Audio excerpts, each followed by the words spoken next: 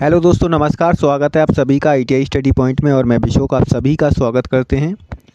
आज की वीडियो में हम पढ़ेंगे इंजीनियरिंग ड्राइंग में जो लाइंस आती हैं उनके बारे में।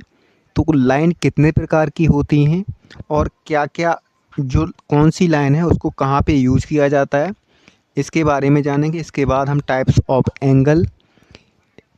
एंगल को पढ़ेंगे। ठीक है, तो चलिए वीडियो को शुरू करते हैं बिना किसी देरी के। तो अगर चैनल पर पहली बार आए हैं तो चैनल को सब्सक्राइब जरूर करें। सबसे पहले हम बात करते हैं drawing line of given length straight and curve, यानी दी गई लंबाई की सीधी रेखा व कर्व रेखा को कैसे खींचते हैं, तो इसके बारे में जानते हैं। तो सबसे पहले हम जानते हैं यहाँ पे टाइप्स ऑफ लाइन यानी रेखा के प्रकार। तो हम सबसे पहले यहाँ पे जानेंगे रेखा के प्रकार, यानी कितने प्रकार की जो लाइन है वो होती हैं।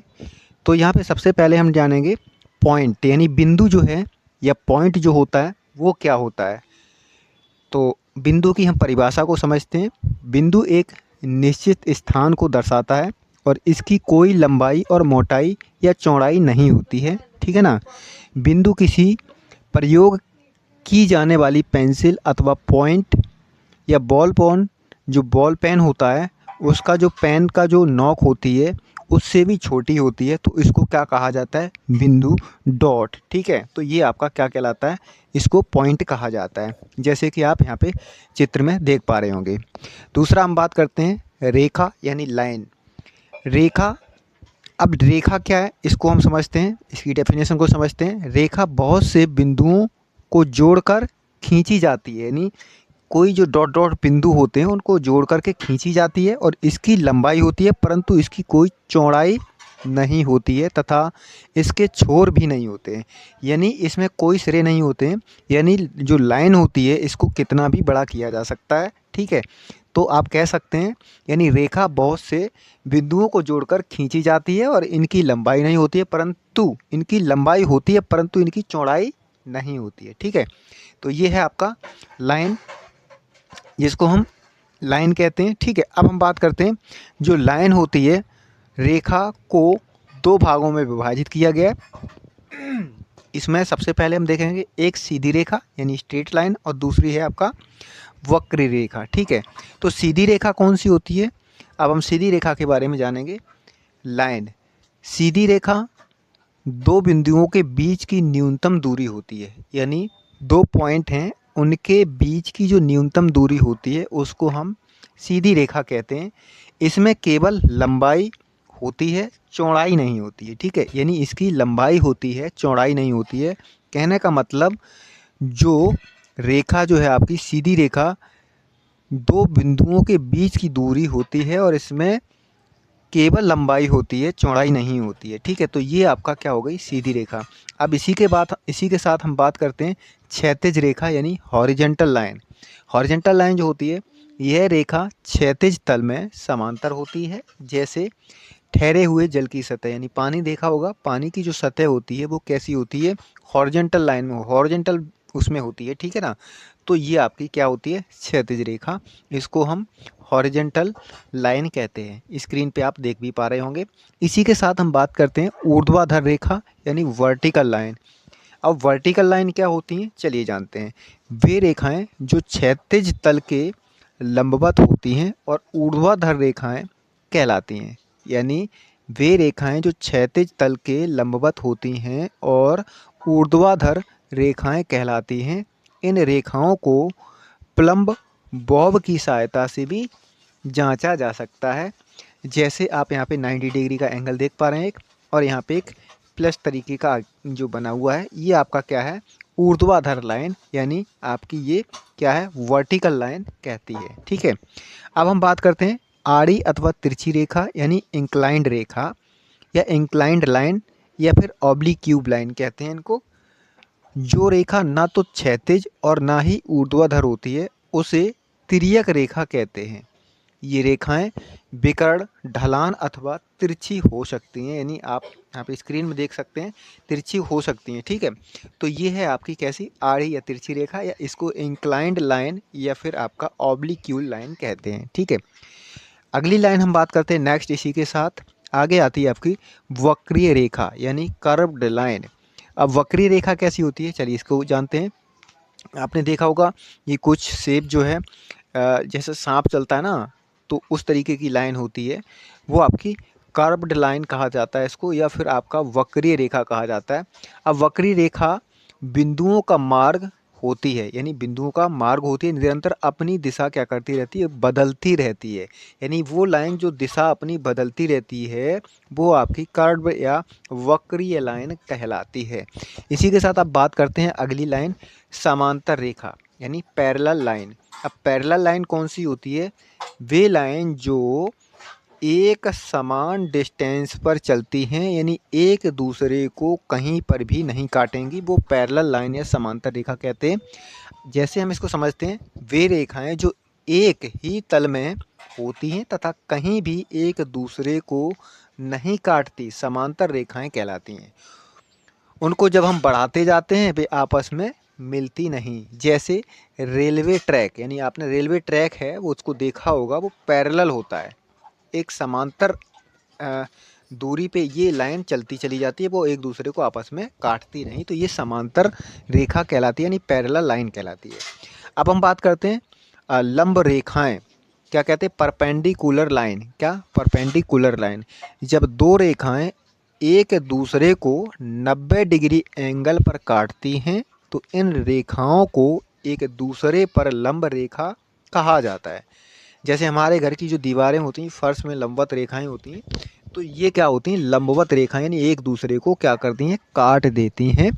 तो वो आपकी यानी 90 डिग्री पे काट देती हैं, तो वो आपकी क्या कहलाती हैं, वो आपकी परपेंडिकुलर लाइन कहलाती हैं। इसी के साथ हम बात करते हैं किरण यानी रे। एक अगली लाइन है रे, यानी किरण में एक शुरुआती उद्गम बिंदु होता है, यानी क्या है, 1.0 होता है और आगे वो एक तीर की तरह आगे चला जाता है, अंत बिंदु नहीं होता है। यानी जहाँ से स्टार्ट होता है और आगे चलता चला जाता है, वो आपकी क्या कहलाती है, किरण यानी रे कहलाती है। तो ये थी कुछ लाइंस जो आज हमने यहाँ पे आपको थोड़ा सा समझाने का प्रयास किया है। आशा करते हैं कि ये सारी लाइन आपको क्लियर हो गई होंगी। अब हम बात करते हैं आगे कोण के प्रकार यानी टाइप्स ऑफ एंगल। तो चलिए हम जानते हैं यहाँ पे कोण जो होते हैं वो कितने प्रकार के होते हैं और इनकी परिभाषा सहित हम इनको समझने का प्रयास करते हैं। तो सबसे पहले हम बात करते हैं कोण। कोण की परिभाषा क्या होती है, कोण जो होता है, जब हम एक लाइन को इंक्लाइंड यानी लंबवत हम जब काटते हैं, या एक लाइन दूसरी लाइन को जब प्रतिच्छेद करती है और उन लाइनों के झुकाव को हम क्या कहते हैं, एंगल कहते हैं। जैसे आपने देखा होगा जब दो रेखाएं आपस में इंटरसेक्ट करती हैं और जब उनकी जो झुकाव होता है और उस झुकाव को ही हम क्या कहते हैं, एंगल कहते हैं। तो ये है आपकी कोण की परिभाषा। अब हम जानते हैं कोण कितने प्रकार के होते हैं। तो कोण जो है निम्नलिखित कई प्रकार के होते हैं, तो इनको हम जानते हैं। सबसे पहले होता है आपका न्यून कोण यानी आपका एक्यूट एंगल। अब हम बात करते हैं न्यून कोण क्या होता है, स्क्रीन पे आप देख पा रहे होंगे। अब हम इसकी डेफिनेशन को जानते हैं। वह कोण जिसकी माप 0 से अधिक तथा 90 से कम होती है वो न्यून कोण कहलाता है। कौन सा कोण, न्यून कोण क्या होता है, जो 0 से अधिक और 90 से कम होता है उसको हम क्या कहते हैं, न्यून कोण कहते हैं। तो ये हो गया आपका एक न्यून कोण। ठीक है, इसमें कोण ए, ओ और बी होता है जो कि आपका 0 से अधिक और 90 से कम। चलिए न्यून कोण हो गया। अब हम बात करते हैं समकोण यानी राइट एंगल। अब राइट एंगल क्या होता है, तो इसके बारे में जानते हैं। जो 90 डिग्री का एंगल होता है उसको हम राइट एंगल कहते हैं, यानी वह कोण जिसका माप आधार के सापेक्ष 90 डिग्री होता है वो समकोण कहलाता है। तो ये आपका क्या हो गया, समकोण हो गया, यानी इसका जो एंगल होता है वो 90 डिग्री का होता है। चलिए आगे हम बात करते हैं अधिक कोण, ऑब्ट्यूज एंगल। तो ये आपका ऑब्ट्यूज एंगल जो है ये क्या होता है, ये 90 डिग्री से अधिक और 180 डिग्री से कम होता है। इसको क्या कहते हैं हम, इसको कहते हैं अधिक कोण। ठीक है ना, तो ये आपका अधिक कोण हो गया, इसको हम अधिक कोण कहते हैं। चलिए स्क्रीन पे देखते रहिए आप, हम यहाँ पे इनके सारे डायग्राम लगा रहे हैं। अब हम बात करते हैं ऋजु कोण। कौन सा? ऋजु कोण। ये कौन सा होता है? इसको कहा जाता है स्ट्रेट एंगल। ऋजु कोण, स्ट्रेट एंगल। अब ये जो स्ट्रेट एंगल होता है इसका जो कितने डिग्री का होता है? ये 180 डिग्री का कोण होता है। यानी एक ये सीधी रेखा होती है और बीच में एंगल बना होता है। यानी इसको हम कह सकते हैं यह कोण एक सीधी रेखा होती है तथा इसकी माप 180 डिग्री होती है। तो ये आपका ऋजु कोण यानी स्ट्रेट एंगल कहलाता है। चलिए अब हम बात करते हैं अगले कोण की। अगला कोण है आपका बृहद कोण यानी रिफ्लेक्स एंगल। रिफ्लेक्स एंगल जो है वो कौन सा होता है? ये 180 डिग्री से अधिक होता है और 360 डिग्री से कम होता है। चलिए इसको हम समझते हैं। जो आपका क्या है? वह कोण जिसकी माप 180 डिग्री से अधिक परंतु 360 से कम होती है, ये बृहद कोण कहलाता है यानी रिफ्लेक्स एंगल कहलाता है। चलिए तो ये आपने अभी तक यहाँ पे जान लिए हैं जितने भी कोण। आशा करते हैं कि ये कोण आपको समझ में आ गए होंगे। अब हम बात करते हैं आसन। तो ये आसन्न कोण यानी एडजेसेंट एंगल, इसका जो है ये किस तरीके से बनता है? तो इसको हम जानते हैं। यदि कोण के शीर्ष एक समान तथा एक किरण उभयनिष्ठ होती है। कहने का मतलब ये है कि यहाँ पे यदि दो कोण के शीर्ष एक समान हो, यानी कोई कोण बना है जैसे स्क्रीन पे देख पा रहे हैं, तो उसके दो मतलब यदि दो कोण के शीर्ष एक समान हो वो क्या? उभयनिष्ठ कोण कहलाता है। तो ये हो गया आपका आसन्न कोण। ठीक है, तो ये आपका आसन्न कोण हो गया। आगे हम बात करते हैं पूरक कोण यानी इसको हम कहते हैं कॉम्प्लीमेंट्री एंगल। Complementary angle. अब पूरक कोण कौन सा होता है? वे कोण जिनका योग 90 डिग्री होता है पूरक कोण कहलाता है। ये कोण एक दूसरे के पूरक कोण कहलाते हैं। तो समझ में आया होगा। जैसे मान लीजिए कोई कोण है ए ओ सी, ए ओ और सी, और दूसरा प्लस इसी में दूसरा कोण है सी ओ बी यानी सी ओ बी, और ये क्या है आपका? दोनों को मिलाकर के 90 डिग्री का एंगल बनाते हैं। तो ये क्या कहलाता है? इसको पूरक कोण यानी कम्प्लीमेंट्री एंगल कहते हैं। यानी हम कह सकते हैं वे कोण जिनका योग 90 डिग्री होता है और पूरक कोण कहलाता है। ये कोण एक दूसरे के पूरक कोण कहलाते हैं। अब हम बात करते हैं समपूरक कोण, ये यानी सप्लीमेंट्री एंगल। अब सप्लीमेंट्री एंगल क्या होता है? यानी समपूरक कोण ये क्या होता है? चलिए इसको जानते हैं। दो कोण समपूरक होते हैं यदि उनका योग 180 डिग्री होता है।